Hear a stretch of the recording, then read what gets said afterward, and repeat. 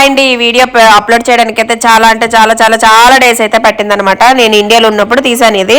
So నేనైతే నెల్లూరులో ఉండేటప్పుడు అయితే మా చెరువులకి అయితే వెళ్ళాము.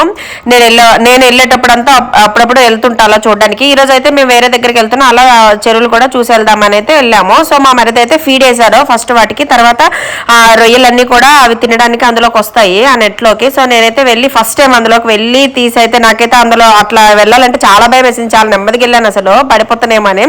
అవి తీసి చూసేసరికి కొన్ని రొయ్యలు అయితే వచ్చున్నాయి. చూడండి, మీకు కనిపిస్తుందా ఇక్కడ? ఆల్రెడీ ఇంకా కొంచెం పెద్దగా అవ్వాలంట. పెద్దగా అయినాకైతే పడతారు రొయ్యలు. నేను అయితే ఫస్ట్ టైం ఇట్లా వెళ్ళి చూడడము. ఎప్పుడు దూరం నుంచి అయితే చూస్తాను, మళ్ళీ చిన్న పిల్లలు వేసేటప్పుడు చూసాను. పిల్లలు వేసేటప్పుడు 1-2 సార్లు వెళ్ళాను.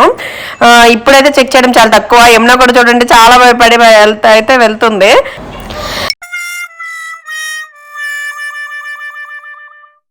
సో నెక్స్ట్ అయితే మేము 4 చెరువులు కూడా ఫీడ్ అయితే చెక్ చేసేసి ఇంకా ఇంటికైతే బయలుదేరాము. మనకి ఎప్పుడే ఫ్యాన్ అయితే అవసరం ఉంటుంది కదా, సో రొయ్యలకు కూడా అలానే ఎప్పుడు ఇలా ఫ్యాన్లు అయితే తిరుగుతూ ఉండాలండి, ఎందుకంటే వాటికి ఆక్సిజన్ అందడానికి. నెక్స్ట్ అయితే మీకు మా చెరువుల నుంచి ఎన్ని కేజీల రొయ్యలు కావాలో అయితే కామెంట్ చేయండి. నచ్చితే ఈ వీడియో కనుక నచ్చితే ప్లీజ్